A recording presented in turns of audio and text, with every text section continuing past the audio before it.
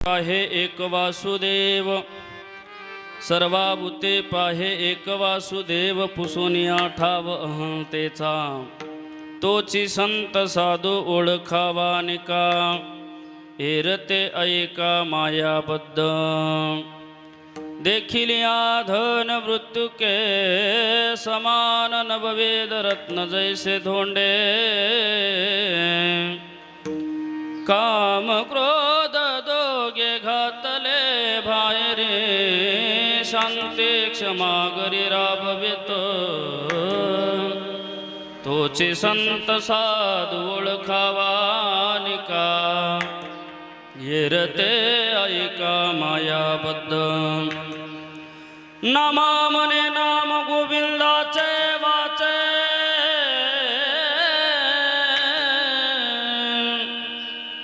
नामा मने नाम गोविंदाचे वाचे. विसंबेना त्याचे क्षण मात्र,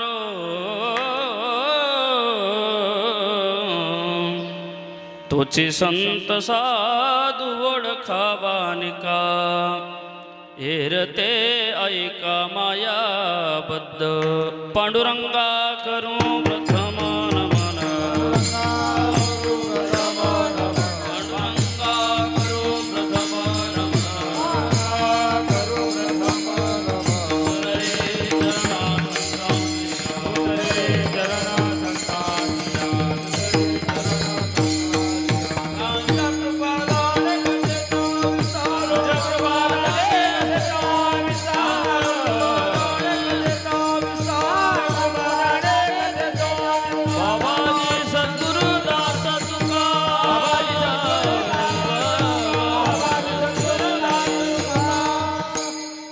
समचरण सरोजं सान्द्र नीलाम्बुधाभं जगन्निहितपानि मण्डनं मण्डनानां. तरुण तुलसीमाला कंदरं खञ्जनेत्रं सदयदबलहासं विठ्ठलं चिन्तयामि. योऽन्तःप्रविश्य मम वाचिमिमां प्रसुप्तां सञ्जीवयत्यखिलशक्तिधर स्वधाम्ना. अन्योश्च हस्तचरणश्रवणत्वगादीन् प्राणान्नमो भगवते पुरुषाय तुभ्यं. नमो सद्गुरु तुकाया ज्ञानदीपा. नमो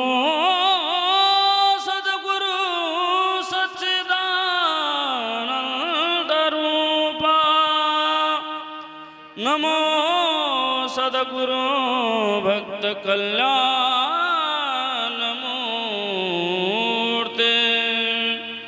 नमो सद्गुरु भास्करा पूर्ण कीर्ती. सेवे लागी सेवक झालो, तुमच्या लागलो निज चरणा. अहो स्वामी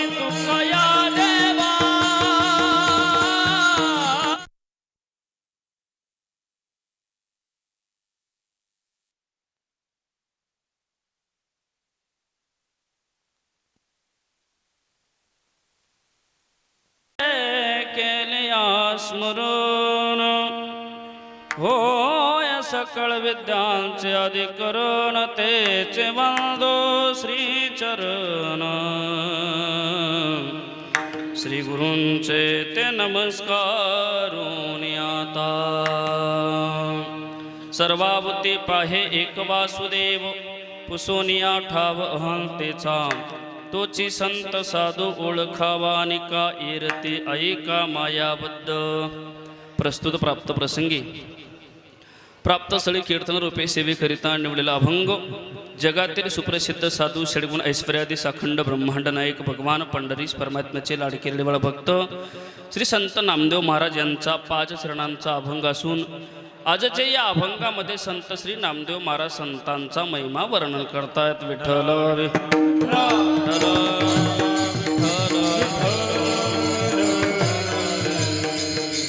अभंगाला सुरुवात करण्यापूर्वी थोडासा परिहार देणं प्रत्येक वक्त्याचं आद्य कर्तव्य असतं. त्याने मनुष्यराज या ठिकाणी अखिल कोट ब्रह्मांड नायक भगवान पंढरीश परमात्म्याच्या कृपेने साधू संत महात्म्यांचे आशीर्वाद तसेच संत सद्गुरू तानसेन महाराजांच्या आशीर्वादाने महाराजांच्याच पुण्यतिथीच्या निमित्ताने आयोजित केलेला हा एकदिवसीय भव्य दिव्य कीर्तन महोत्सव मला वाटतं तानसेन बाबांच्या पुण्यतिथीच्या निमित्ताने दरवर्षाप्रमाणे चालू असलेला हा नित्यनियम अगदी भव्य दिव्य थाटात होतो कार्यक्रम। या ठिकाणी या कार्यक्रमासाठी ज्यांचा आशीर्वाद हे महामंडलेश्वर महंत भगवान दासजी महाराज या ठिकाणी उपस्थित आहेत। तसेच कृष्णा महाराज चाळीसगावकर त्यांचाही आशीर्वाद आहे। त्यांच्याच मार्गदर्शनाने आशीर्वादाने आपला या श्री क्षेत्र तरडे गावातील चालू असलेला हा भव्य दिव्य एक दिवसीय कीर्तन महोत्सव महाराजांच्या पुण्यतिथीच्या उत्सवाच्या निमित्ताने या कार्यक्रमासाठी उपस्थित असणारे सगळेच गायक वादक समस्त ग्रामस्थ भक्तिमती माता आपण बहुसंख्येने या कार्यक्रमासाठी उपस्थित झालेला आहात। खरं तर या कार्यक्रमाला ज्याच्यामुळे रंगदेवता आली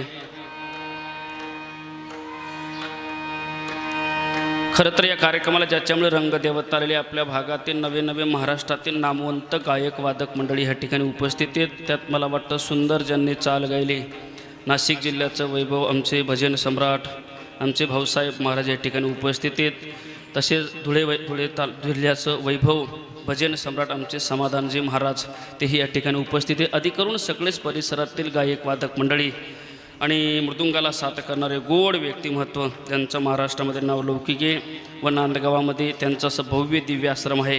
हा सगळा बाल विद्यार्थी वर्ग हा सगळ्या महाराजांच्या संस्थेतलाच आहे। बरं मला वाटतं आमच्या या सगळ्या महाराज मंडळींसाठी बालगोपाळांसाठी एकदा जोरदार टाळी झाली पाहिजे।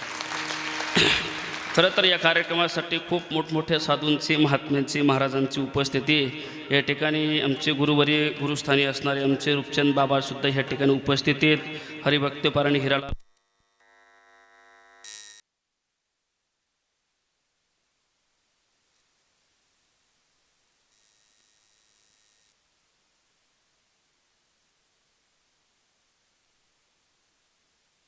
या ठिकाणी या कार्यक्रमासाठी बाबांच्या पुण्यतिथीच्या निमित्ताने दरवर्षी येतात आणि यावर्षी सुद्धा विशेष उपस्थिती गुरुवर्य रूपचंद्र महाराज उपस्थित आहेत, हिरालाल महाराज आहेत, अरुण महाराज आहेत, मधुकर महाराज आहेत, गुरुवर्य कौतिक आप्पा ह्या ठिकाणी उपस्थित आहेत, सुरेश महाराज, CSG पाटील, पांडुरंग महाराज, मनोहर महाराज, गोपाळ महाराज व नाना महाराज, विठोबा महाराज, हरिभक्तपारायण गोपाल महाराज, जितूभाऊ आमचे हरिभक्तपारायण एकनाथ महाराज, भागवत महाराज, रोहिदास महाराज आदी करून सगळेच महाराज राहिलेले सुद्धा महाराज कोणाचं नाव राहिलं असेल तर माफी मागतो।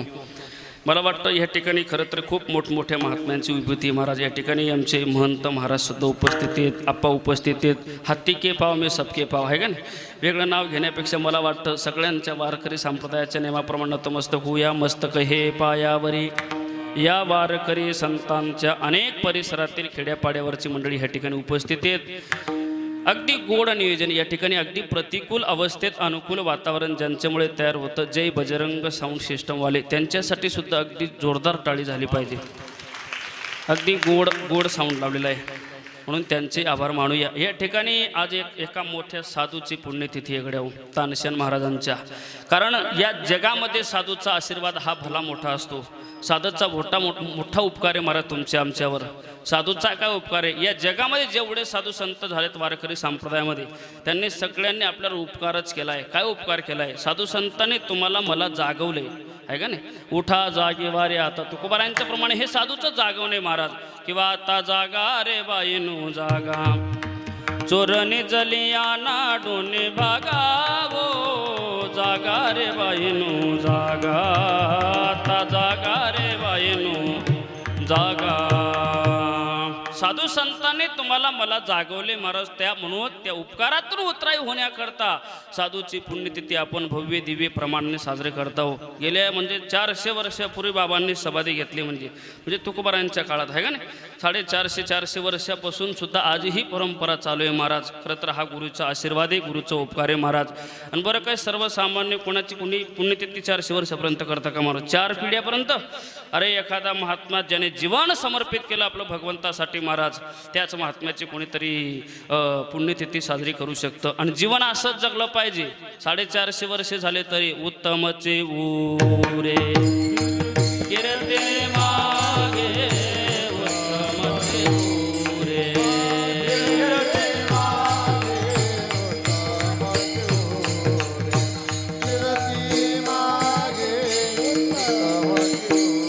हा तुका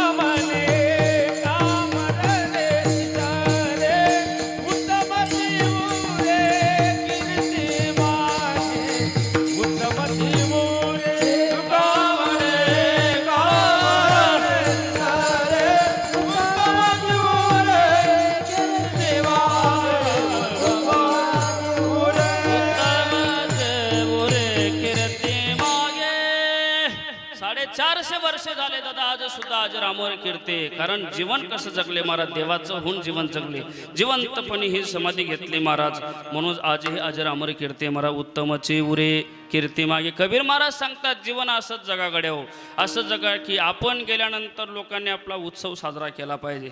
काही काही लोक तर बरेच अंत्यविधी दिले जातात, पण आपल्याला मरायचं याचा विसरच पडला आहे का नाही. स्वच्छ जीवन जगलं पाहिजे महाराज, साधूंची सेवा केली पाहिजे. अरे साधूंचा सहज जरी आशीर्वाद मिळाला महाराज तर वाल्याचा वाल्मिक ऋषी होतो आहे का नाही. साधूचा सहज आशीर्वाद गेला, रस्त्याने भेट झाली. बरं काय तू वाल्या कोळी काय नारदजीला काय सत्कार करण्याकरता आला होता महाराज? अहो मारण्याकरता आला होता. सांगितलं रे भल्या माणसं एवढं पाप करतोय, तुझ्या पापामध्ये सहभागी तरी कोण होणार आहे? म्हटले माझा परिवारासाठी एवढं करतोय, परिवार आहे माझ्या पाठीमागं. जा बरं घरी विचार बरं. परिवाराला विचारलं, सांगितलं तुमच्या पापामध्ये मी सहभागी होऊच शकत नाही म्हटले. पश्चाताप झाला महाराज. दर्शन घेतं नारदजींचं, सांगा म्हटले माझा उद्धार होईल असं सांगा म्हटले.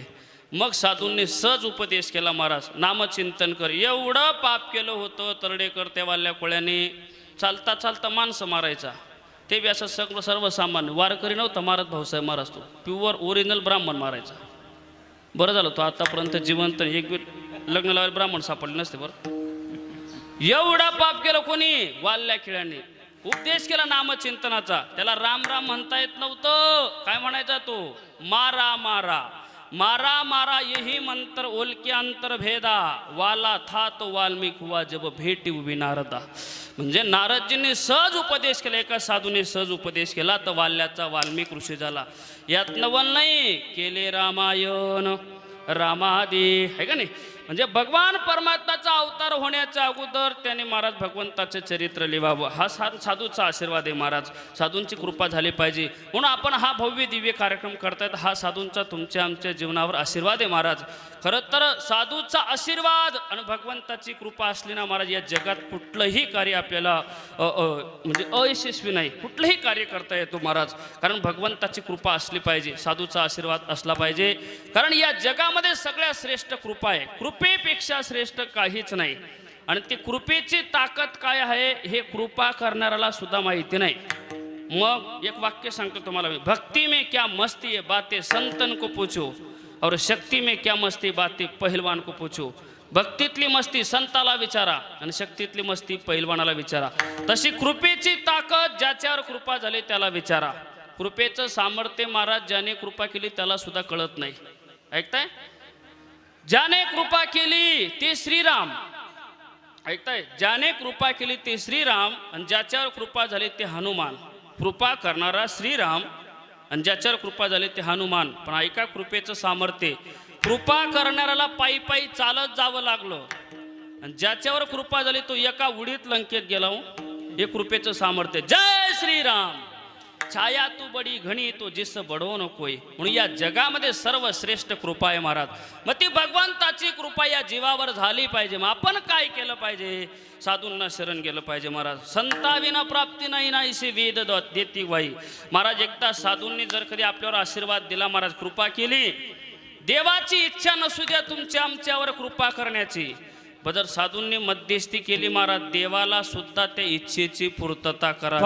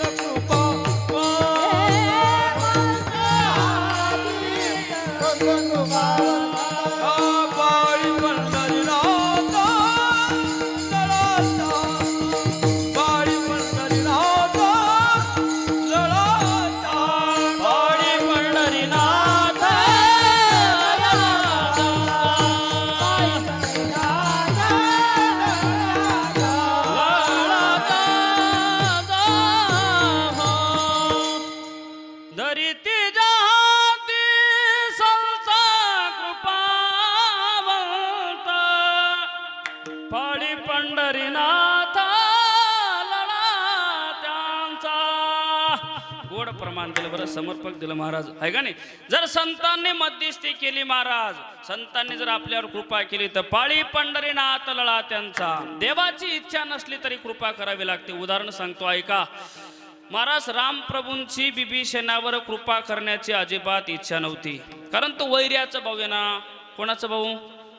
महाराज मग त्याने काय रामप्रभूचे पैसे थोडं चोरले होते, बायको चोरली होती. एवढा मोठा शत्रू, एवढं मोठं वैरत्व. रावणाचा भाऊ बिभीषण शरण आला, प्रभूंची इच्छा नव्हती त्याच्यावर कृपा करण्याची, पण मध्यस्थी हनुमानजीने केली, कृपा करावी लागली. ज्यावेळेस पहिल्याच भेटीत आला महाराज बिभीषण शरण रामप्रभूंना, रामप्रभू हनुमानजींना विचारतात, हनुमान वो कौन है आपकी दरबारा है? वही तो है भगवान जिसका नाम आपने सुना होगा, रावण का छोटा भाई विभीषण. विभीषण? हो प्रभु, विभीषण है, रात दिन लंका में तुम्हारा नाम चिंतन करता है, और लंका में सीता माँ का तलाश करने के लिए उन्होंने ही मदद की थी हमें. तो मैं क्या करूं हनुमान? उनका स्वीकार करो प्रभुजी, स्वीकार करो. म्हटल्यानंतर किती स्वीकार केला. पहिल्याच भेटीत रामप्रभूंनी राजतिलक केला बरं विभीषणाला. रावण मारायच्या आधीच हनुमानजी तर उभेच झाले. प्रभूजी एवढा स्वीकार नव्हता सांगितला तुम्हाला मी, तुम्ही तर पार त्याला राजतिलक केला, अजून तर रावण जिवंत आहे. आणि समजा रात्रभरात जर रावणाचा विचार बदलला, तो जर पाया पडायला आला, बदलू शकतो ना रात्रभरात विचार, मुख्यमंत्री बदलतो, विचार का बदलणार नाही? समजा रावणाचा विचार बदलला आणि सकाळी जर रावण तुमच्या पाया पडायला आला, तुम्ही देणार काय रावणाला? तुम्ही तर लंका विभीषणाला दिली ना प्रभू. त्यावेळेस रामप्रभू सांगता, हनुमान विभीषण शरण आयो,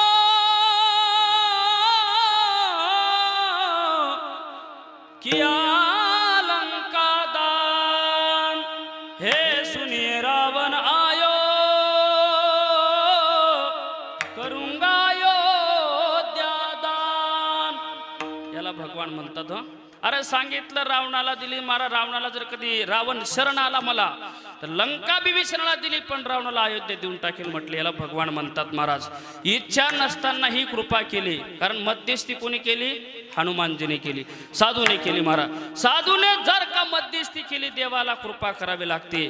मग ते साधू कसे असले पाहिजे? तानसेन बाबांसारखे असले पाहिजे बरं, आपल्यासारखे नको पाहिजे. आपल्यासारख्याचं काय कुठं लग्न जमत नाही महाराज, देव काय कृपा करणार आहे? हा महाराज, हे साधूचं मत आहे महाराज. साधूंनी जर कधी मध्यस्थी केली, देवाला कृपा करावी लागते.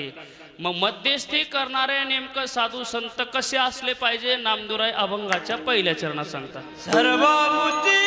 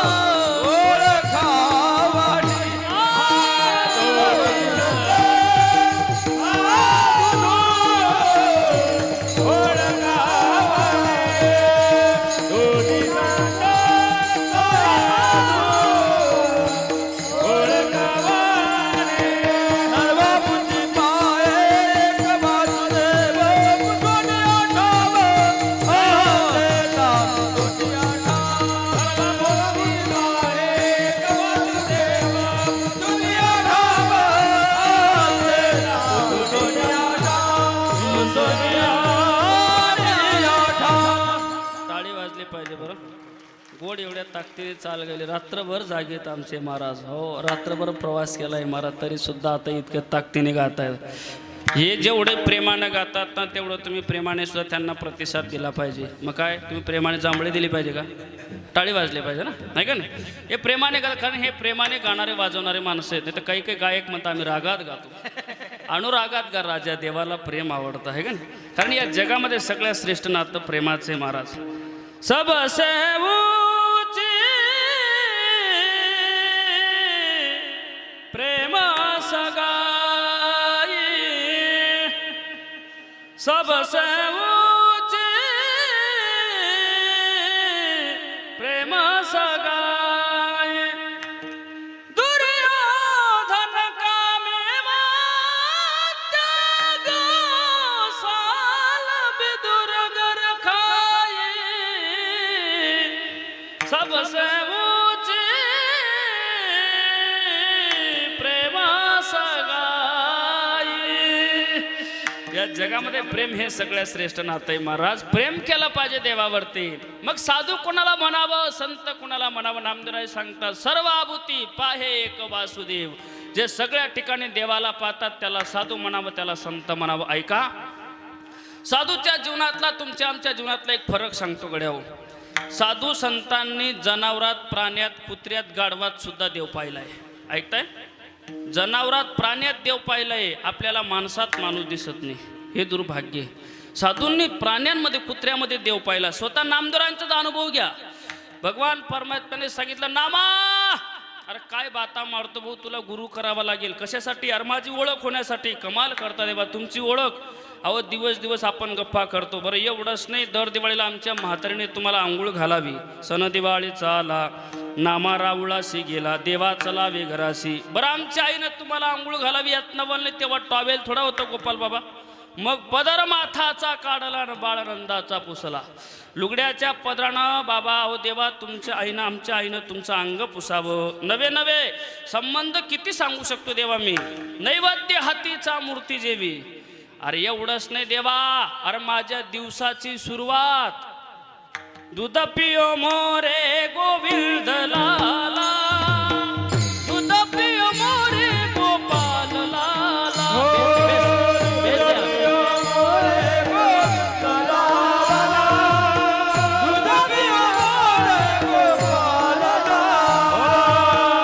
दूध पियो मोरे गोविंद लाला, दूध पियो मोरे गोपाल लाला.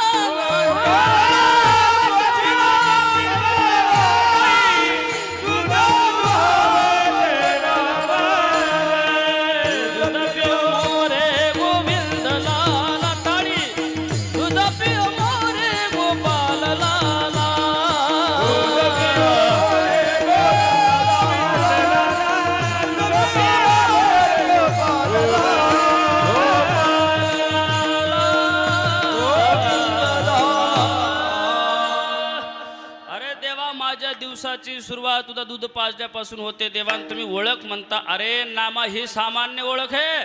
अरे खरी ओळख होण्याकरता तुला गुरुच करावा लागेल. अहो देवा तुम्हाला कुठेही ओळखेल मी, असं परीक्षा घ्यावी लागेल नामा. अहो देवा परीक्षा घ्या म्हटले. परीक्षा घेण्याचं ठरलं. दुसऱ्या दिवशी भगवान परमात्म्याने नामदेवांची परीक्षा घेण्याकरता घिसाडीचं रूप घेतलं. बरं आपा, घिसाडी माहिती आहे ना, ते पांचाळ म्हणतो आपण त्याला. लोहार ते कुराडी वगैरे विडे वगैरे बनवतात त्याला घिसाडी. भगवान परमात्म्याने नामदेवांची परीक्षा घेण्याकरता घिसाडीचं रूप घेतलं. केवढा घिसाडी झाला, तडेकर 12 फूट उंचीचा. आणि त्या नाटकामध्ये आईसाहेबांनाही प्रतिसाद द्यायचा होता, म्हणून आईसाहेबांना ही घिसाडीन मावशी व्हावं लागलं. गरुडाला केलं गाढव आणि त्या गाढवावर सगळं सामान ठेवलं भाऊसाहेब महाराज. काय काय ठेवलं? पाटा, वरवंटा, लोखंडी चूल, इडेबाबळीची लाकडं, स्वयंपाकाची भांडी, कोंबडी, कोंबडीची पिलू, कुत्री, कुत्रीची पिलू, शेळ्या, मेंढ्या, कोकरू सगळं घेतलं बरं आणि त्या गाढवावर ठेवलं महाराज. भगवान परमात्मा गाढवाचा दोर धरून पुढे चालतायत. आईसाहेब दांडकं घेऊन मागे चालतायत महाराज. आणि नामदेवांच्या आंघोळ चालू होते चंद्रभागेत आणि आले महाराज भगवान परमात्मा घिसडीच्या रूपात. नामदेवाला ओळखू आलं नाही. उलट त्या घिसडीच्या रूपातलं भगवंताला पाहिलं, घाबरले, एवढे घाबरले. पळावं तर पकडतील, थांबावं तर मारतील. म्हटले काय करावं? पण मनातल्या मनात विचार केला, अरे आपण ऐकलं होतं की राक्षस असे असे असतात, वर रामायणात ऐकलं होतं. हे तर का दोन भगवंताने मला मारण्याकरता जिवंत ठेवले. इतके घाबरले. पाण्यात बसून होते आपा. पाण्यात बसून सुद्धा घाम फुटला. थंडीच्या दिवसात पाण्यात बसून घाम फुटला. नाटकाला सुरुवात झाली. हंडी पकाव. घिसाडीतल्या रूपातले भगवान परमात्म्याने आई साहेबांना आवाज दिला आणि मग ते लोखंडी चूल उतरवली, त्याला येड्याबाबळीचे लाकडं लावली, त्याच्यावर हंडा ठेवला. महाराज हंडी तो पक गई, हंडी में क्या डालू? मुर्गिया काट के डाल दो. ऐका, जसे आपण कांदे कापतो ना चर चर चर चर, तशा कोंबड्या कापल्या हांड्यात टाकल्या. महाराज मुर्गिया काट के डाल दी, हंडी नहीं भरती. नहीं भरती, कुत्तिया काट के डाल दो. नामदेव बाबा म्हणे, अरे बकऱ्या कोंबड्या खाणारे ऐकलेत आपण, कुत्रे सुद्धा कापून टाकतात. म्हणजे हे का आपल्याला कापून टाकतील बाबा आता हंड्यात? जास्त घाबरले. महाराज कुतिया काट के डाल दी, हंडी नहीं भरती. नहीं भरती, ओ गदा काट के डाल दो. ते गरुड होतं. देवा तुम्ही तर म्हणले होते मला सामान घेऊन चल, इथं कापायला आणलं का? अरे आता कापला तरी जिवंत करतो म्हटले. पण ते आंघोळ करते त्याच्यासमोर आपल्याला नाटक करायचंय. अख्खं गाढव कापलं. महाराज गदा काट के डाल दिया, हंडी नहीं भरती. नहीं भरती, वो छोकरा नारा है पाणी में उसको काट के डाल दो. बाबा नामदेवांनी हे शब्द ऐकले. जितूभाऊ धोतारण तांब्या टाकून चिंग चिंग चिंग चिंग चिंगाट, झिंग झिंग झिंगाट नाही बरं, चिंग चिंग चिंगाट. महाराज धोतरण तांब्या टाकलं. घाबरले नामदेवराय. भगवान परमात्म्याने ओळखलं, माझा नामा घाबरला. पण माझा नामा किती घाबरला तरी सरळ मंदिरात जाईल. म्हटले घरी जाणार नाही, घरी जाणार नाही, सरळ मंदिरात जाईल. आणि मी जर मंदिरात दिसलो नाही तर माझं नाटक उघडं पडेल. म्हणून नामदेवराय मंदिरात जाण्याच्या अगोदर भगवान परमात्मा करकटावारी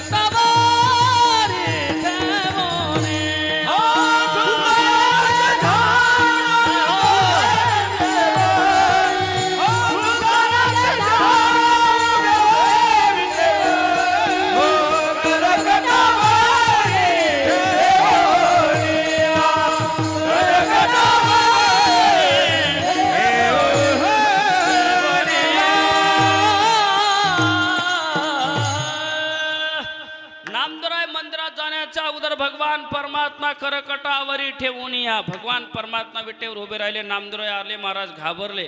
भगवान परमात्मा नामदेवरायकडे पाहिलं. नामा घाबरला रे तू? म्हणजे देवा, अरे काय माणसं निर्माण केले तू या जगामध्ये. तो 12 फूट उंचीचा घिसाडी, त्याचे ते दात बाहेर आलेले, बरं त्याची बया 11 फुटाची. एवढंच नाही, त्यांच्यावर गाढव सुद्धा एवढं होतं. देवा मी आजपर्यंत पाहिलं नाही. केवढं होतं रे? अरे घोड्यापेक्षा मोठं होतं. असं मग रे काय झालं? म्हटलं अरे चंद्रभागेत त्याने ते लोखंडी चूल पेटवली, त्याच्यावर हंडा ठेवला, त्याच्यात बकऱ्या कापल्या, कोंबड्या कापल्या, कुत्रे कापले. मग रे अख्खं गाढव कापलं.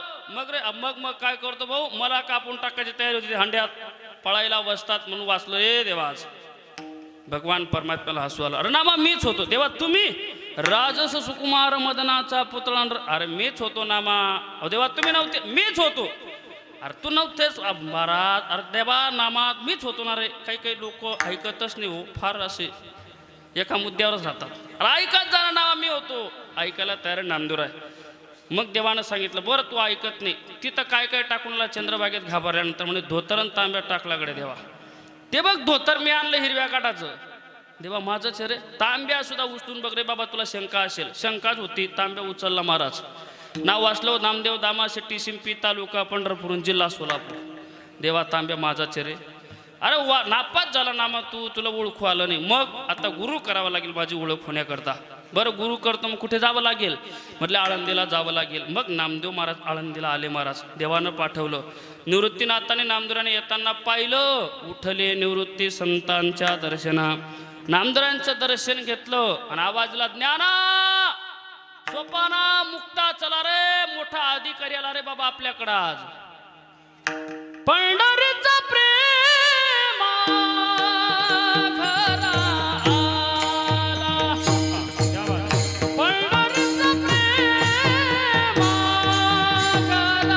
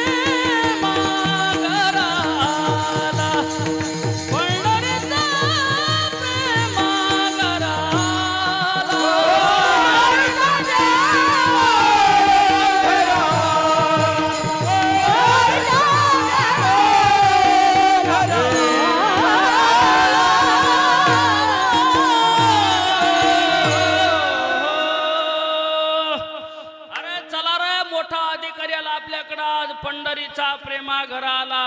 दर्शन घ्या. निवृत्तीनाथाने दर्शन घेतलं, ज्ञानोबाराने दर्शन घेतलं, सोपान काकाने दर्शन घेतलं, पण नामदेव बाबा वाकायला तयार नाही. अहंकार होता. बरं एक सांगू दादा तुम्हाला, परमार्थ करत असताना जर तुमच्या अंतकरणामध्ये नम्रता नसेल महाराज, तर देवाच्या सानिध्यात देवाच्या सहवासात राहून देव कळत नाही. नामदेवांनी विचार केला, अरे पठ्ठ्या पंढरपूरचा आहे देव बोलतो म्हणे आपल्या सर्व. हे काय आळंदी. परमार्थाची एकच व्याख्या सांगतो. परमार्थ म्हणजे काय ऐका. परमार्थाची सोपी व्याख्या सांगतो कबीर महाराजांच्या भाषेत. परमार्थ म्हणजे काय? आदत बुरी सुधारलो,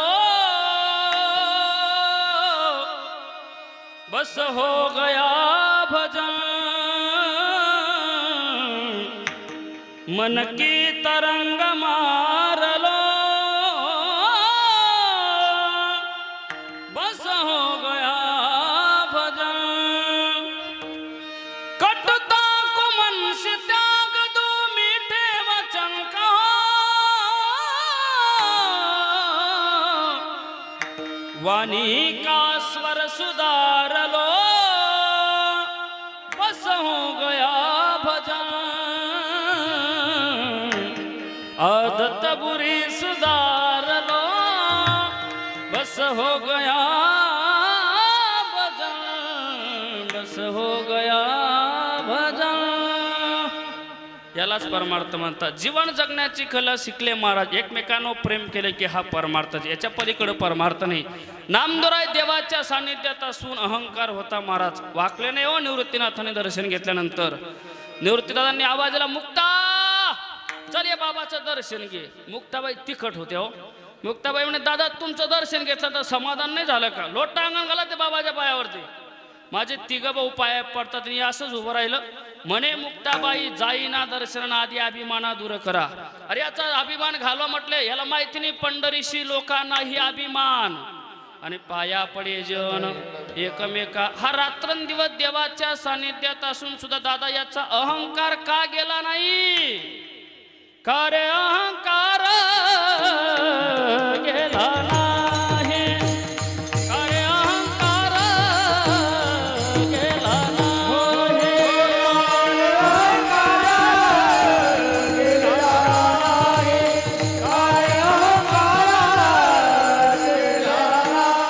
अखंड जयाला देवाचा शेजार,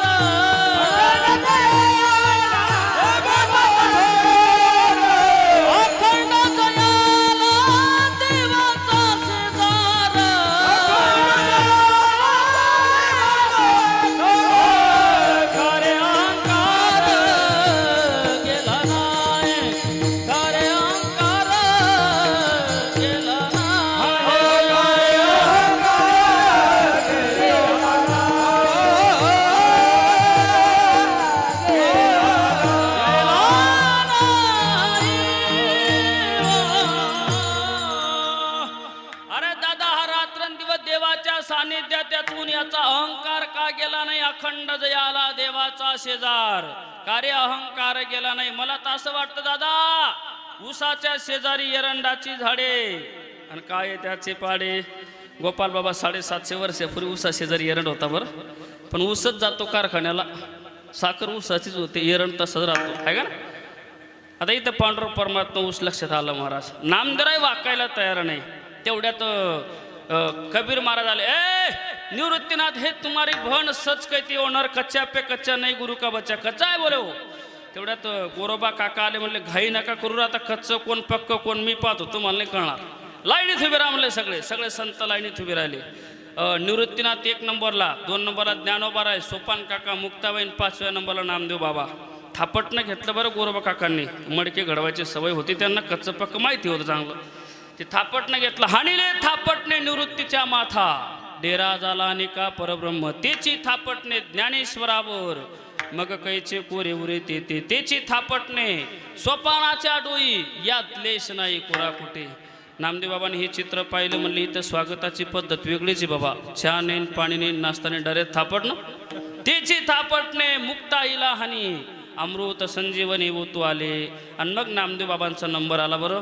तेची थापटणे नामदेवावर, आणि डोळे चोळे मोरे रडू लागे. नामदेव बाबा रडायला लागले. संत सभेमध्ये गोरोबा काकांनी जाहीर केलं, अरे हा कच्चा आहे म्हणे, कच्चा. गोरा म्हणे कोरा राही लागे बाई, गोरा म्हणे कोरा राही लागे बाई. हा गोरा म्हणे कोरा राही लागे बाई,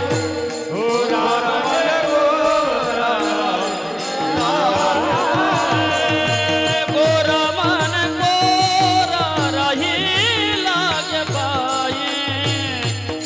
म्हणे कोरा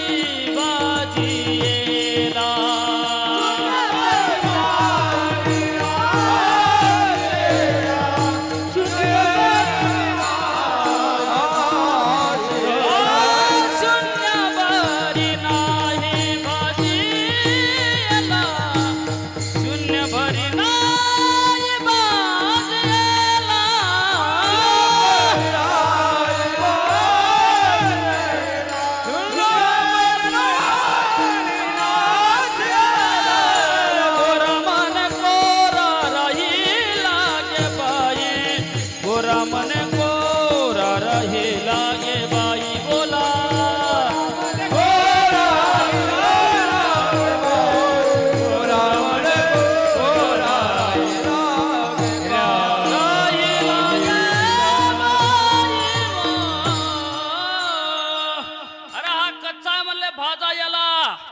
नामदेव बाबांनी भाजा शब्द ऐकला आणि विचार केला, आपल्या आजोबा पंजोबा स्मशान भूमीत भाजले, तसा जर भाजायचा कार्यक्रम असला मग आपल्याला पंढरपूर काही सापडत नाही. अहो महाराज पुन्हा 120च्या स्पीडने पळाले समाधान बाबा. पंढरपुरात आले नामदेवराय, देवाच्या समोर उभे राहिले. देवानं पाहिलं नामदेवरायांकडे, विचारलं नामा अरे कसं काय झालं स्वागत आळंदीत? हो देवा स्वागत दाखवण्याकरता आलो म्हटले. पागोटो सोडलं दादान स्वागत दाखवलं. एवढं टेंगुळ आलं होतं बरं, आपण काय त्याला बेंड ते टेंगुळ आलं महाराज. ते टेंगुळ पाहिलं आणि सांगितलं, म्हटलं बघ रे देवा, हे आळंदीच्या महाराजांनी माझं स्वागत केलं, अतिथी आदर केला मुक्ताबाईन, लाकडाने डोई फोडली माझी, एवढशी मुक्ता तिने माझविली कळी, ऐशी संत मंडळी कपटी तुझी. बघ रे देवा माझं, बघ म्हटलं किती स्वागत मोठं केलं. ते स्वागत पाहिलं महाराज, ते टेंगुळ पाहिलं देवानं. देवाचं सुद्धा अंतःकरण पाजरं, नेत्र ढिले झाले बरं. कारण प्रेम एवढं होतं महाराज, आईचं आणि मुलाचं प्रेम कसं राहतं तेवढं प्रेम होतं. आईला सुद्धा आपल्या लेकराला मारल्यानंतर आईला सुद्धा किती राग येतो, म्हणते की नाही, कोणी मारलं माझ्या बाळूला मुर्दा पडू त्याचा. कारण लेकुराचे हित वाहे माऊलीचे चित, तेवढंच प्रेम नामदेवांचं. भगवान परमात्म्याचं टेंगुळ पाहिलं, रागाला देवाला, कोणी मारलं माझ्या नामाला, हात तुटतील म्हटले त्याचे. नामदेव बाबांनी विचारले, ए देवा तू नुसतं विचारलं तर पाहिजे होतं, मला डायरेक्ट सरळ हात तुटतील, शब्द गेला नामा माझा हात तुटतील जाता. कोणी मारलं? अरे गोरोबा काकाने मारलं दादा मला. अरे पण हात तुटतीलच नामा आता, पण काळजी नको करू, तुझ्याच कीर्तनात फुटतील.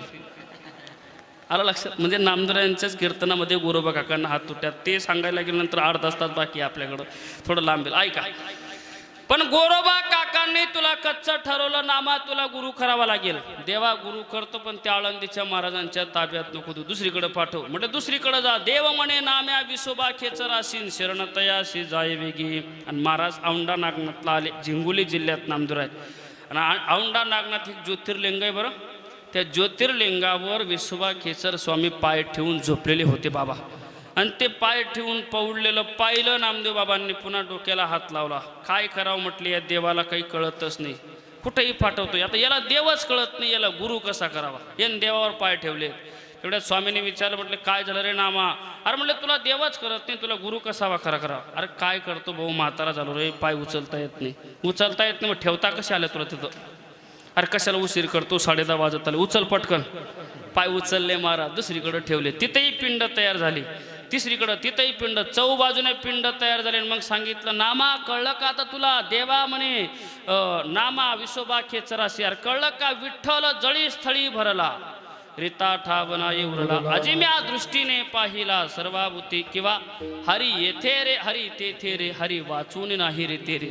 अरे सगळीकडे देव आहे, म्हटलं मी करू काय? तो चमत्कार पाहिला नामदेवरायांनी. महाराज दर्शन घेतलं, आशीर्वाद घेतला, उपदेश केला महाराज स्वामींनी नामदेवरायांवरती.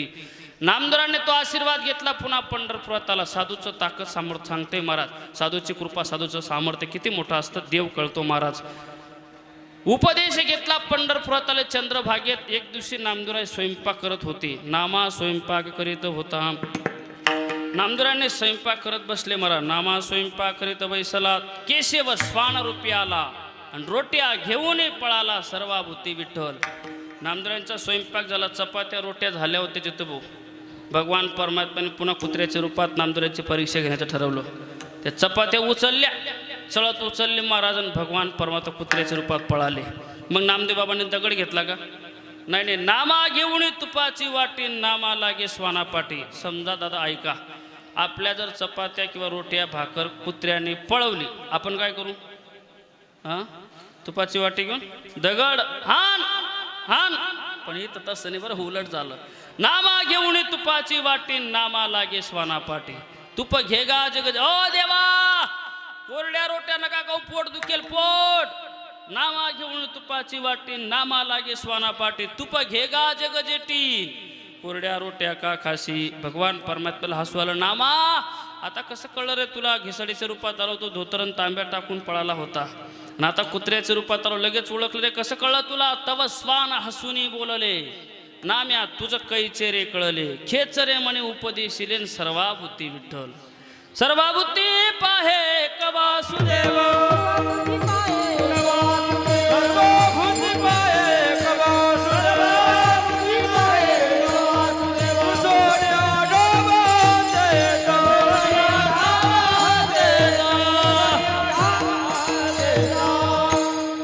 संतांनी सगळ्या ठिकाणी देवाला पाहिलं महाराज.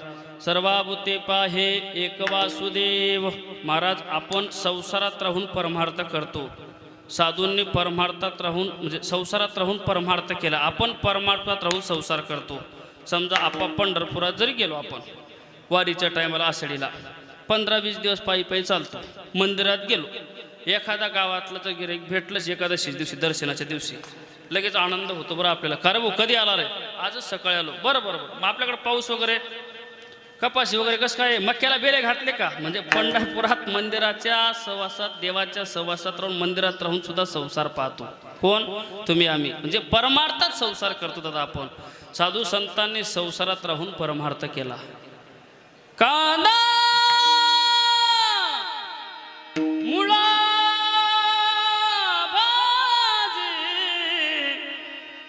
अवगी विठाई माझी, अवगी विठाई माझी. लसूण मिरची कोशिंबिरी,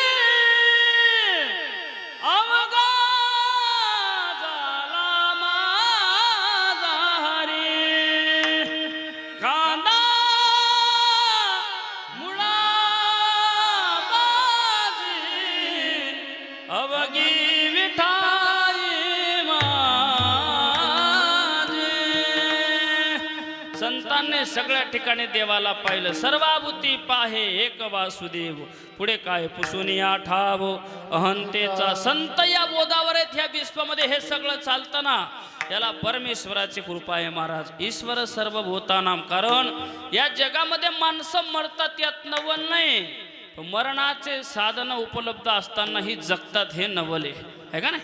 भगवंताने तुम्हाला मला हा नरदेह दिला, हे शरीर दिले, याला किती छिद्र आहेत?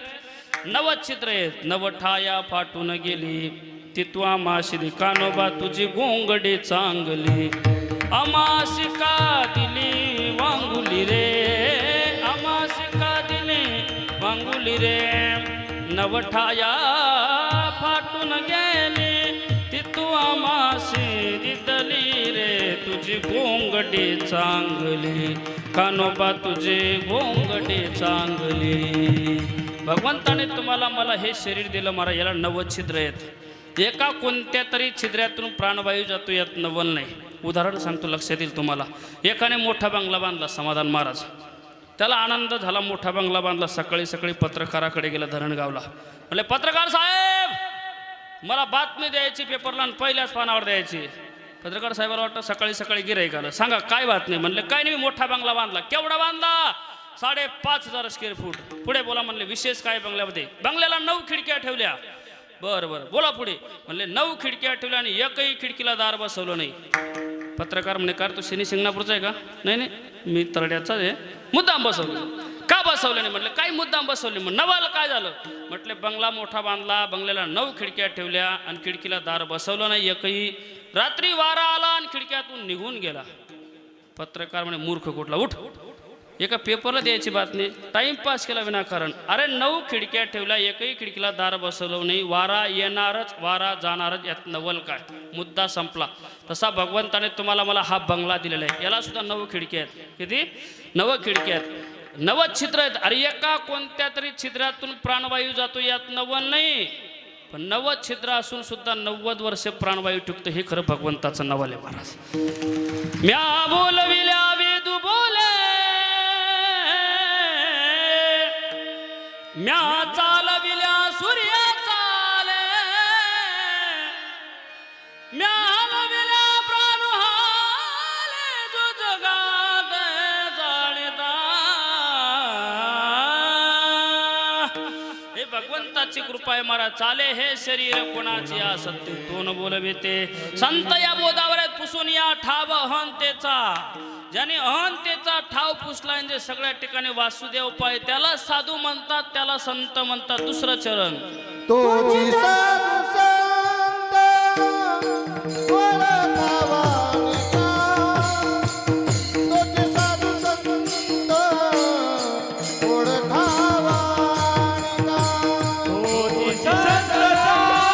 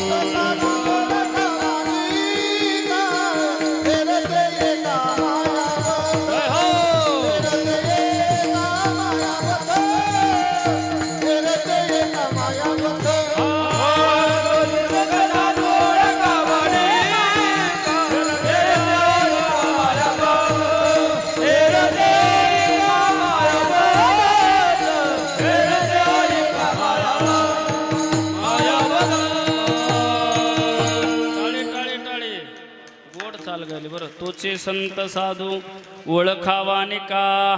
साधू कोणाला म्हणावं, संत कोणाला म्हणावं, नामदेवराय सांगतात. संताची व्याख्या सांगतो, तेची संत ज्यांचा हेत विठ्ठली. साधू कोणाला म्हणावं, दया करणे जे पुत्रासे तोच दास आणि दासे. जसे अपंगिता नाही तसे दरे जो हृदय. तोच साधू ओळखावा देव तेथेचे जाणावा. सर्वभूती दया साधू म्हणावे, साधू म्हणावे ऐसिया, साधू म्हणावे ऐसिया. सर्वभूती दया साधू म्हणावे ऐसिया, साधू.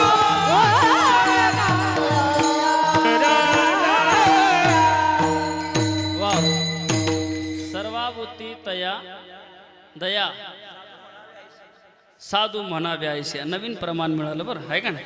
साधू म्हणावे तयासीन दया क्षमा ज्याचे दासी. हे ऐकले बाबा मी. आमचं म्हणजे समाधान महाराजांचा गाथा पाठे महाराज. प्रमाण द्यायच्या बाबतीत आप्पा हात नाही धरायचा आमच्या बापांचा, मग पाय धरायचे. गोड व्यक्तिमत्व आहे महाराज. अगदी प्रमाण एकदम नवीनच काहीतरी प्रमाण मिळतं. ऐका, साधूची व्याख्या सांगितली, साधूचं प्रमाण सांगितलं त्यांनी. साधू कोणाला म्हणावं. आता हे प्रमाण ऐकले तुम्ही 3. आता थोडक्यात पटवून देतो साधूच्या जीवनात तुमच्या आमच्या जीवनात काय फरक आहे. साधू संत महात्माचे आता तानसेन बाबांचं साधूंची सेवा आहे महाराज. साधूचं महत्त्व सांगितलं पाहिजे आपण. तुम्ही आम्ही मायेच्या ताब्यात आहो आणि ती माया साधूच्या ताब्यात आहे. बरं ऐकताय तुम्ही आम्ही मायेच्या. पूर्वीचा काळ असा होता म्हणे की एखाद्याने जर गुन्हा केला तर त्याची गावातून मिरवणूक काढायची म्हणे. का मिरवणूक काढायची गोपाल बाबा? कारण बाकीच्या तरुण पोरांवरती वचक बसायचं. ते म्हणायचे आपण जर चुकीचं काम केलं की आपली अशीच मिरवणूक निघेल, मग आपण चुकीचं काम करायचं नाही, चांगलं काम करायचं, हा वचक बसायचा. त्यामुळे मिरवणूक काढायची. एकदा काय झालं, एका गुन्हेगाराची मिरवणूक चालली मुख्य रस्त्यावरून. मध्ये हातकड्या घातलेला तो गुन्हेगार, पुढे 10 पोलीस, मागे 10 पोलीस, मध्ये तो गुन्हेगार. मुख्य रस्त्यावरून ती मिरवणूक चालली बाबा. आणि ती मिरवणूक एका 4थी 5वीच्या पोरानं पाहिली आणि आपल्या आईजवळ होता तो. आईला विचारलं, म्हटलं का ग मम्मी ही मिरवणूक कशाची ग? मम्मी म्हणे, भाऊ ही मिरवणूक नाही रे, तो मध्ये चालतो तो गुन्हेगार आहे, मागे पुढे पोलीस आहेत, आता त्याला नेतील पोलीस स्टेशनमध्ये खूप मारतील. त्याने ती वाक्य ऐकली, त्याने पाठच केलं महाराज. त्याच्या मनावरच बिंबलं बरं ते. त्याने पाठच केलं, ज्याच्या मागे पुढे पोलीस, मध्ये चालतो तो गुन्हेगार, ज्याच्या मागे पुढे पोलीस, मध्ये चालतो तो गुन्हेगार, शाळेत जाताना मागे पुढे पोलीस, मध्ये चालतो तो गुन्हेगार, शाळेतून येताना मागे पुढे पोलीस, मध्ये चालतो तो गुन्हेगार. 1 महिना व्याख्या पाठ केली त्यांनी. आणि 1 महिन्याने त्या गावामध्ये मंत्री आले. पुढचं ध्यानात आलं वाटतं तुमचं. मंत्री आले, त्याने त्या मंत्र्याला पाहिलं. तो म्हणे त्या दिवशी 10 पोलीस होते, आज 50 पोलीस आहेत. मोठा गुन्हेगार आहे वाटतं. त्याने आईला तिथून जावं म्हणले, आग मम्मी लवकर बाहेर रे. मम्मी म्हणे काय झालं रे बाळू? म्हटले अगं मोठा गुन्हेगार आला. आई कौतुकाने बाहेर आली. त्या मंत्र्याला घेऊन जाताना पाहिलं. आई घाबरली, पोराच्या तोंडावर हातच ठेवला, सगळा लवाजमान निघून जाऊ दिला. आणि मग विचारलं, काय म्हणला होता तू? म्हणजे मोठा गुन्हेगार कसं काय रे? तू तर म्हणली होती ना ज्याच्या मागं पुढं पोलिसांमध्ये चालतो तो गुन्हेगार. आज मध्ये चालत होता तो, आणि त्या दिवशी 10 होते, आज 50 मला वाटतं मोठा गुन्हेगार आहे. नाही रे बाबा, याच्यात फरक आहे. काय फरक आहे? तूच तर सांगलं होतं मला. अरे म्हटलं फरक काय फरक आहे ते सांगा आता. म्हणले त्याही दिवशी मागे पुढे पोलीस होते, आजही मागे पुढे पोलीस आहेत. त्या दिवशीचं गुन्हेगारी मध्येच चालत होता, आजचे मंत्री मध्येच चालतायत. फरक हाय बाळू.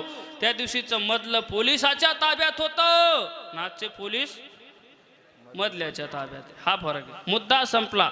तसं तुम्ही आम्ही मायेच्या ताब्यात आहोत आणि ती माया साधूच्या ताब्यात आहे. तुका म्हणे माया,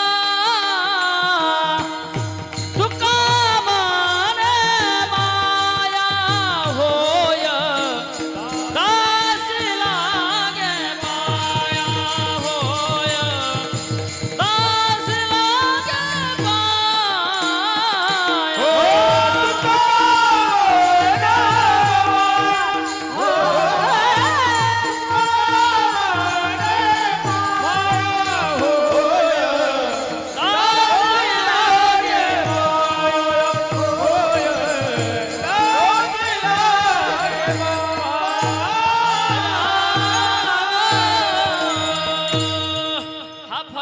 साधूच्या जीवनात तुमच्या आमच्या जीवनात तुम्ही आम्ही मायेच्या ताब्यात आहोत ती माया साधूच्या ताब्यात येरते ऐका मायाबद्ध ऐका पुढे अजून एक फरक सांगतो साधूच्या जीवनातला तुमच्या आमच्या जीवनातला तुम्ही आम्ही धन कमवलं दादा कोणतं धन नाश पावणारं धन साधू संतांनी धन कमवलं कोणतं परमार्थ महाधन जोडे देवाचे चरण व्हावया जतन हे उपाय मला सांगा तानसेन बाबांनी जर नुसती प्रॉपर्टीज कमवून ठेवली असती कोट्यावधी रुपयाची 400 वर्षापूर्वी नुसतं कोट्यावधीमुळे नाव त्यांचं ते इस्टेटमुळे नाव राहिलं असतं का नाही नाही नाही नाही नाश पावणारं धन कमवलं नाही म्हणून आज अजरामर कीर्ती महाराज कारण हे याच्याने किंमत कळत नाही कारण हे धन नाश पावणार आहे पण हे जे धन कमवलं हे कधी खर्च होत नाही चोराला चोरी करता येत नाही कमी सुद्धा होत नाही महाराज खर्च ना कुलटे चोर ना लुटे खर्च ना कुलटे चोर ना लुटे बडत दिन सवायो पायो जी मैंने राम रतन धन पायो पायो जी मैंने राम रतन धन पायो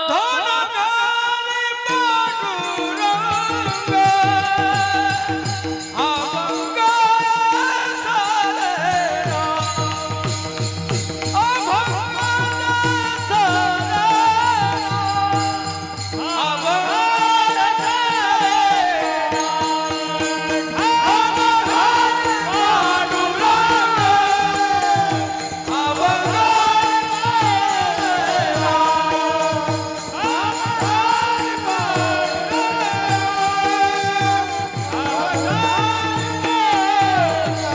अभंग सारे सांगा आता कळलं नाही आम्हाला धनधरी पांडुरंग धनधरी पांडुरंग अभंग हे शरीर अभंग हे शरीर बघा बघा नवीनच काहीतरी महाराज आहे का नाही हात नाही धरायचा पाय धरायचा हे धन महाराज पांडुरंग धन समजले महाराज साधू संतांनी पण तुम्ही आम्ही धन कमवतो पण महाराज या धना करता तर काही करायला तयार आहेत आता राऊत महाराजांचं चातुर्मासात ते भजन आपलं प्रवचन चालू आहेत काल परवाच एक दृष्टांत ऐकलं बरं मी धना करता लोक काय करू शकतात राऊत बाबांनी सांगितलेलं दृष्टांत आहे 2 सख्य भाऊ होते म्हणे मोठा भाऊ नांगरट करण्याकरता गेला शेतामध्ये नांगरट करत असताना त्याचा फाळ अडकला नांगर अडकला नांगर का अडकला म्हणून त्याने तो फाळ उचलून बाजूला ठेवला तिथं 25 लिटर पाणी बसेल एवढा तांब्याचा हंडा सोन्याच्या मोहराने भरलेला पाहिला त्याने बैल सोडून दिले महाराज मक्यात सोडून दिले सरळ हंडा सापडला ना कशाला काम करेल कीर्तन वाढल्यानंतर काम करत नाही माणूस त्याला तर हंडा सापडला बरं कसा काम करेल बरं तो ऐका त्याला सकाळी 9 वाजता त्याचा लहान भाऊ न्यारी घेऊन आला म्हणले दादा न्यारी आणली रे त्याला वाटत तो धनाचा हंडा पहिला विकल्प आला म्हणा आता हे मागून जन्माला म्हटल्याने याला अर्धा वाटा द्यावा लागेल धनात मग महाराज विकल्प आला म्हणा इकडं आण म्हटले न्यारी करतो मी इकडंच जवळ येऊ दिला फाळ उचलला आणि टाकला डोक्यात सख्या भावाला मारून टाकलं बरं कोणामुळे धनामुळे ऐका पुढे दुपारी आई आली लवकर सांगतो आई म्हणे दादा भाकर आणली रे दुपारची आणि तो सकाळपासून तो लहान न्यारी घेऊन आला तो पुन्हा वापस आलाच नाही रे त्याला वाटतं हाही पुरावा नष्ट करावा आईलाही मारलं 2 गेले आता किती गेले ध्यानात ठेवा धना करता लहान्या भावालाही मारलं आईलाही मारलं तिथंच होता हंडा ठेवून तो म्हणे आता दुपारी कसं काही घेऊन जावं लोक पाहतील ना रात्र होऊ दिली अंधार पडले रात्री 12 वाजले तिथंच होता तो म्हणे अजूनही पिक्चरवाले जागे असतील मग थांबलं पाहिजे आपण थोड्या वेळ 2 वाजले समाधान बाबा 2 वाजता त्याने तो हंडा उचलला निघाला घराकडे ज्या रस्त्याने जात होता ना त्याच रस्त्याने 6 चोरांना चोरी न मिळाल्यामुळे वैतागून वापस आले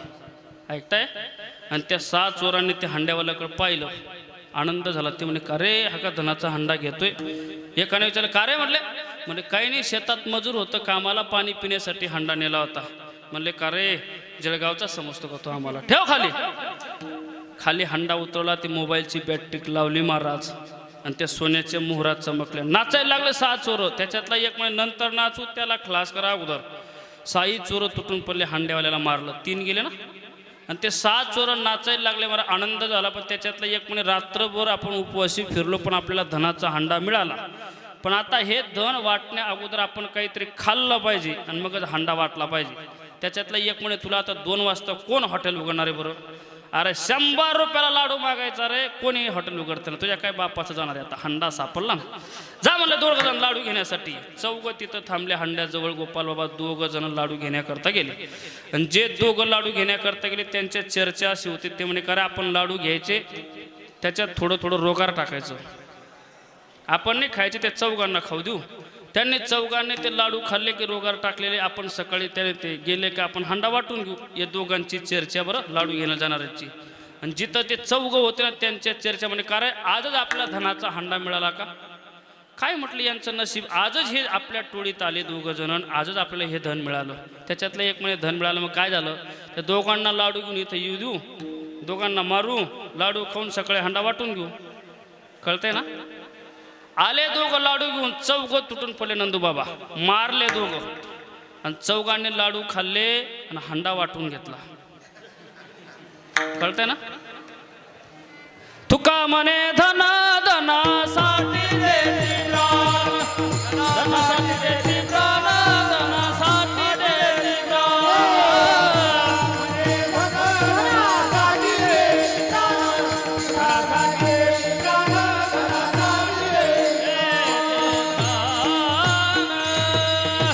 महाराज तुम्ही आम्ही या धना करता धुंदीत जीवन जगतोय. काही काही लोकांना तर मरायचाही विसर पडलाय आणि काही घेऊन जायचं याचाही विसर पडलाय महाराज.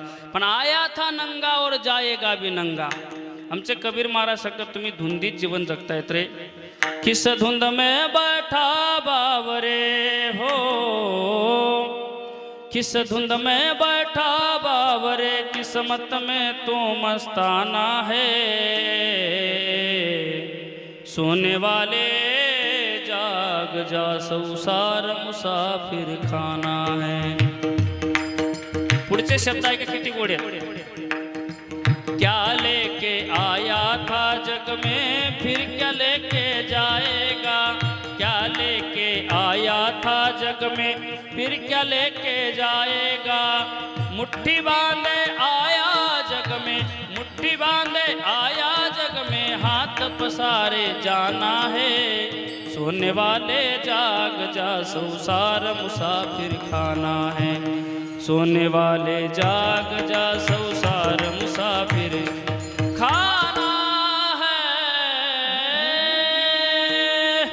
तुम्ही आम्ही या धना करता एकमेकांचे खून करतो, पण ऐका, पण साधू संतांचं या धनाकडे पाहण्याचा दृष्टिकोन देखील या दाना मोती के जमाना.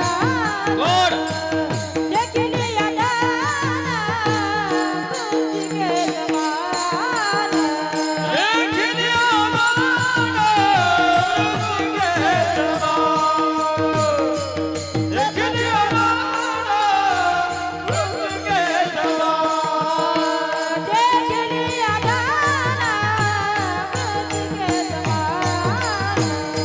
देखील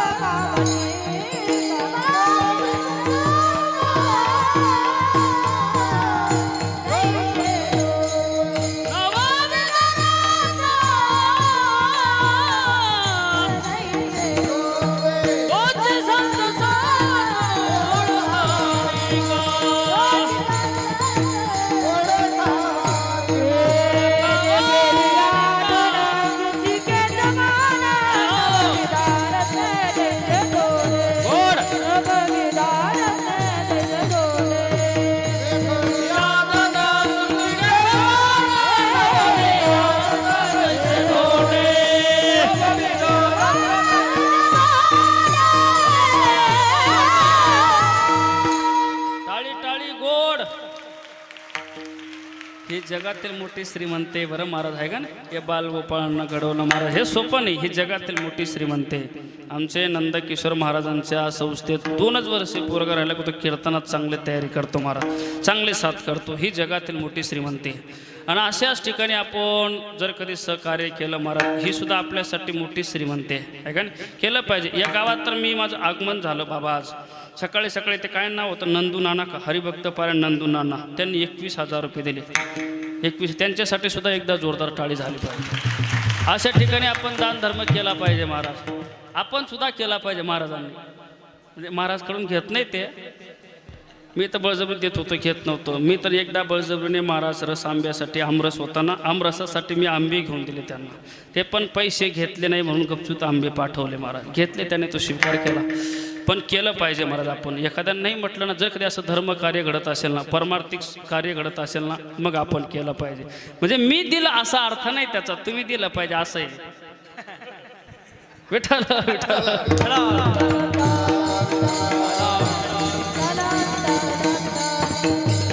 किती गोड बघा ना. सगळ्या पोरांचा हरिपाठ पाठ आहे महाराज. ज्ञानेश्वरीचे 2 अध्याय पाठ आहे, गीता पाठ आहे महाराज. हे श्रीमंत आहे महाराज संसारातील परमार्थातील आहे का नाही. म्हणून महाराजांना सुद्धा द्यावेत तेवढेच. महाराजांसाठी एकदा जोरदार टाळी झाली पाहिजे.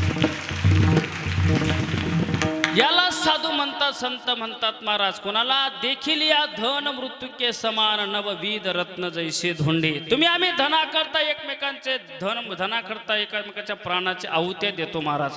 पण साधू संतांनी या धनाकडे पाहिलं कसं महाराज. एक दृष्टांत सांगतो बरं.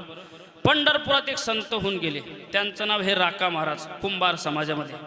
राका महाराज, त्यांच्या पत्नीचं नाव होतं बंका, मुलीचं नाव होतं वंका. ध्यानात रे, राका बंका वंका. अभंगाचे बरं बाबा तू.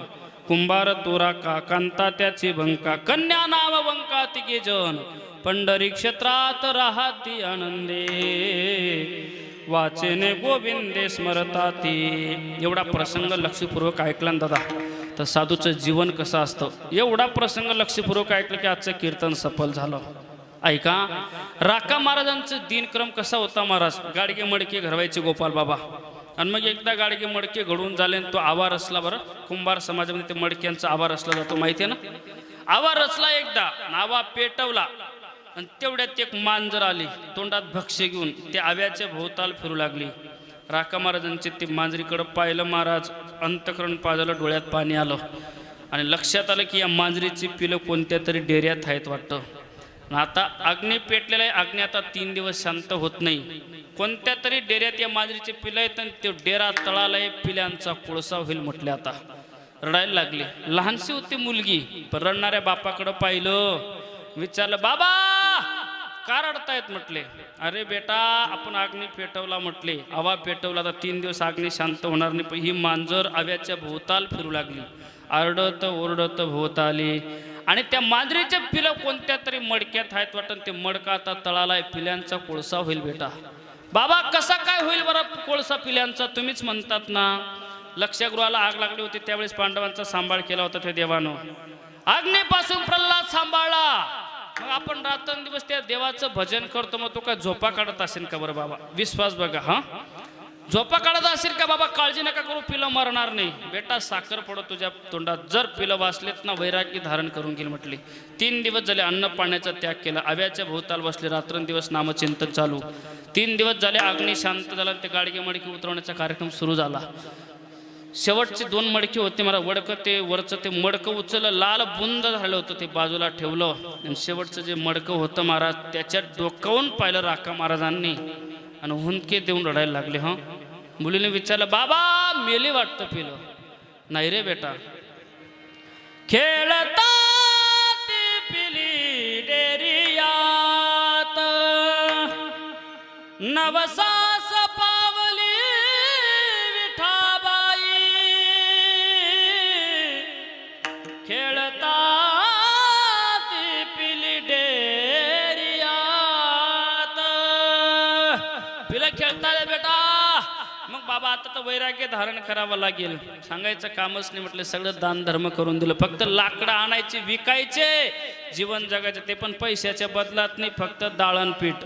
रात्रंदिवस नामचिंतन करायचे. एकदा काय झालं, राका महाराजांची मुलगी वंका आणि नामदेवरायांची मुलगी आऊबाई दोन्ही मुली चंद्रभागेत धुणं धुण्याकरता आल्या आणि धुणं धुत असताना आऊबाईच्या धुण्याचा शिंतोडा राका महाराजांच्या मुलीच्या अंगावर गेला. म्हणले ए बाई सावकाश धुणं तू. म्हणलं काय झालं ग? शिंतोडा आला अंगावर. मग काय झालं? तुझ्या बापाची चंद्रभागा आहे का? वंका म्हणले तुझ्या बापाचे का? तुझीचं भांडण झालं. अगं शिंतोडाला मग झाला काय? वैराग्यवान संताची मुलगी म्हटलं मी शिंतोडा नाही सहन करणार. नुसता नाटक करतो गो वंका तुझा बाप. मग तुझा बाप काय करतो गाऊ? नुसता घागऱ्या बांधतो मंदिरात नाचताना लोकांनी महाराज म्हणावं म्हणून. दोघींचं भांडण विकोपाला गेलं. महाराज 11 वाजले म्हणून ते भांडण आटोपलं. घरी गेल्या आपापल्या बापाला भांडणं सांगू लागलं. म्हटले बाबा अहो त्या राका महाराजांच्या मुलीने तुमच्या नावाचा उद्धार केला. तिथं म्हणतो तुझा बाप नुसता नाटकं करतो ग. घागऱ्या बांधतो मंदिरात नसतो लोकांनी महाराज म्हणावं म्हणून. रडू नको बेटा मी देवालाच विचारतो आता. नामदेव बाबा देवाकडे गेले देवाला विचारतं राका कुंभाराने घेतले वैराग्य का हो केला त्याग संसाराचा. देवा मला असं वाटतं ना हा राका नुसता नाटकं करतो. अरे नामा असं कमी लेखू नये कोणाला. माझ्या राकाचं वैराग्य खरं आहे असं. मग परीक्षाच घ्यावी लागेल तेव्हा आता घेऊ म्हटले परीक्षा घेण्याकरता पांडुरंग परमात्मा रुक्मिणी माता नामदेव बाबा आणि परीक्षा द्यायला राका बंका. ज्या रस्त्याने राका महाराज लाकडं घेऊन यायचे ना महाराज जंगलातून त्या रस्त्यावर सोन्याचं कडं ठेवलं. बरं सोन्याचं कडं ठेवलं महाराज. राका महाराजांनी ते कडं पाहिलं. त्या कड्याजवळ सुद्धा गेले लांबून चक्कर मारून गेले. समजा दादा आपल्याला कडं दिसला आपण लांबून जाऊ? सांगा बरं कडं कशाला? समाधान बाबा ते सिगारेटच्या पाकिटमधलं ते कागद चमकू द्यावं तरी लोक उचलून पाहतात नाही का नाही. पण महाराज राका महाराजांनी ते लांबून गेले. मागून पत्नी आली. पत्नीने हे पाहिलं महाराज. पत्नीने सुद्धा स्पर्श केल्याने त्या कड्याला लांबून गेली आणि लांबून गेली महाराज. पुढं गेली विठ्ठल विठ्ठल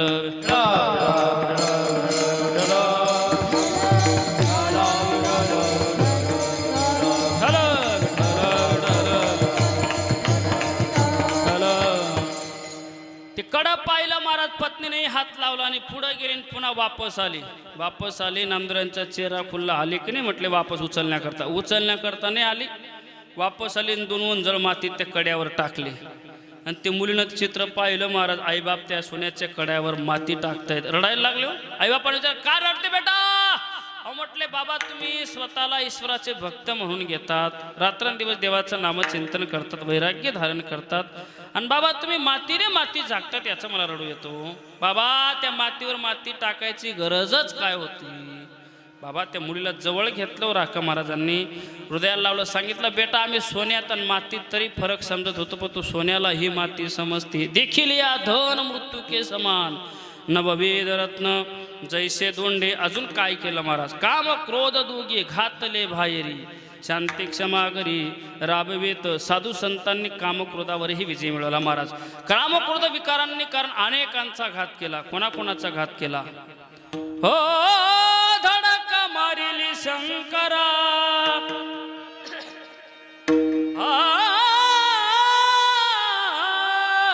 धडक मारिली शंकरा कलब्रह्म्याचा मातिरा केला ब्रह्म्याचा मातिरा इंद्रचंद्र सिद्धरारा बांधिला जन बांधिला जन तू केवळ पंचानना यडका मदना तो केवळ पंचानना यडका मदन मदन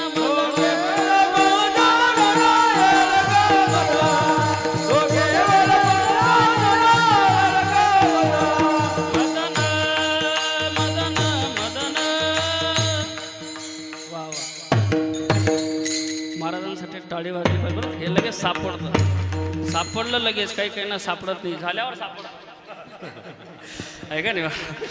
अनेकांचा घात केला कामक्रोध विकारांनी महाराज. पण या कामक्रोध विकारांना हे बाहेर केलं. कामाजी कोतवालेने नागविले बहुताशी हरिहरासी अब्रू घेतो भयना येत्यासी जमदाग्नी दुर्वास नाडिले महान मान ऋषी क्रोधाचे फौजदार तो हे मिळाला त्यासे.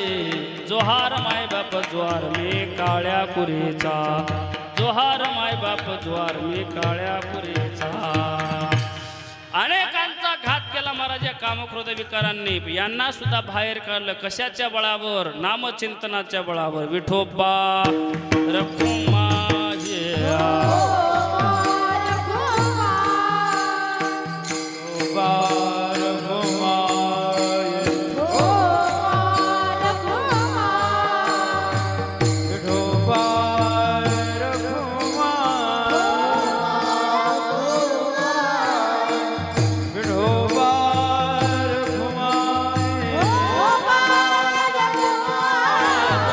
टाळी वाजा, भजन करा.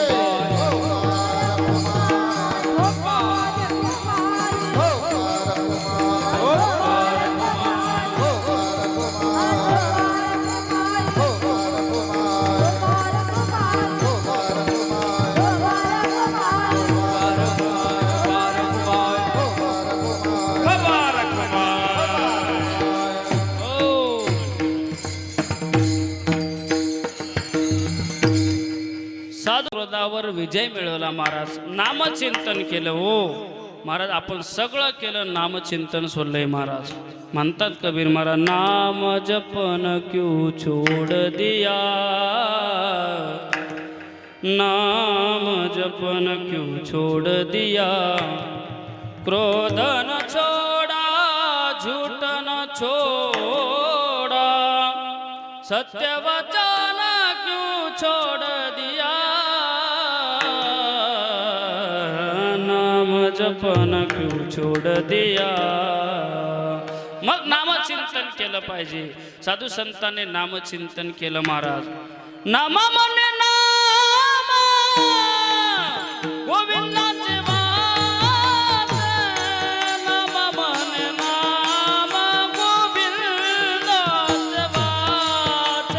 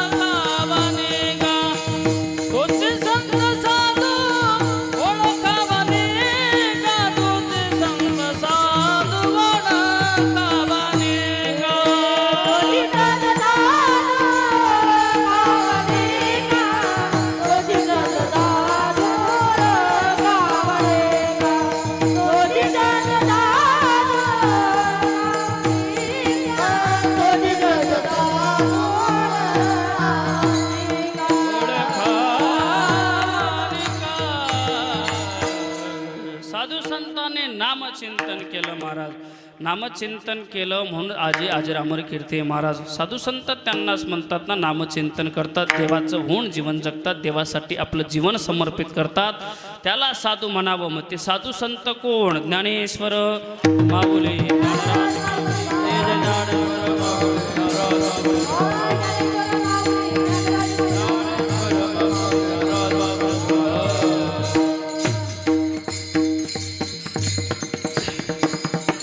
नामा म्हणे नाम गोविंदाचे वाचे विसंबेना त्याचे क्षण मात्र. तोची संत साधू ओळखावा आणि का येरते ऐका मायाबद्ध. आज आपल्या तानसेन महाराजांच्या पुण्यतिथीच्या निमित्ताने हा भव्य दिव्य उत्सव साजरा केलेला आहे. खरं तर तुमच्या आमच्यासाठी ही दिवाळीचे महाराज आहे का नाही? तुमच्या आमच्यासाठी दिवाळी या विशेष नाही महाराज. आजचा दिवस तर पवित्र आहेच, पण विशेष आजचा दिवस रक्षाबंधनाचा दिवस आहे. माता माऊलींसाठी सुद्धा एक विशेष दिवस आहे महाराज. पण नामचिंतनावर जेवढं प्रेम म्हणजे भाव, आपण रक्षाबंधनाचं जेवढं प्रेम करतो महाराज एकमेकांवरती भावावरती, तेवढंच प्रेम देवावरती केलं पाहिजे आहे का नाही? भगवंताच्या नामचिंतनावरती केलं पाहिजे. म्हणून झालेली सेवा भगवान परमात्म्याच्या चरणी समर्पित करतो. या ठिकाणी उपस्थित असणारे आमचे सगळेच गुणीजन महाराज मंडळी, या ठिकाणी आमचे गुरुवर्य रूपचंद्र बाबा आहेत, या ठिकाणी आमचे भगवान महाराज आहेत, आमचे पूजनीय कौतिक आप्पा, आदी करून सगळेच महाराज मंडळी या ठिकाणी उपस्थित आहेत. महाराष्ट्रामध्ये ज्यांचं नाव लौकिक की आमचं नंदकिशोर महाराज, समाधान महाराज, आमचे भाऊसाहेब महाराज, आदी करून सगळेच महाराज मंडळी या ठिकाणी उपस्थित आहेत. खरं तर या ठिकाणी या साधूचा आशीर्वाद, साधूंच्या जीवनातील जगणारे माणसं, जीवन जगणारे माणसं सगळेच आलेले आहेत. पण विशेषतः या ठिकाणी आमचे सगळेच आर्मीवाले सुद्धा तरुण बांधव या ठिकाणी देशाच्या सेवेसाठी जे जीवन समर्पित करतात, त्यांची सुद्धा या कार्यक्रमासाठी विशेष उपस्थितीवर, त्यांच्यासाठी सुद्धा एकदा जोरदार टाळी झाली पाहिजे महाराज. कारण तुम्ही आम्ही हे धर्माचं कार्य करतो महाराज. आपण सुरक्षित आहोत, ते संकटात आहेत म्हणून आपण आनंदात आहोत आहे का नाही? त्यांनी जर सुरक्षा कवच बाजूला काढलं की आपला जेव्हाच नाश होऊन जाईल महाराज. खरं म्हणून त्यांची सुद्धा या देशासाठी परमार्थासाठी विशेष योगदान आहे, म्हणून त्यांचे सुद्धा कोटी कोटी वंदन करतो. सेवेला पूर्णविराम. विठ्ठल जय जय विठ्ठल.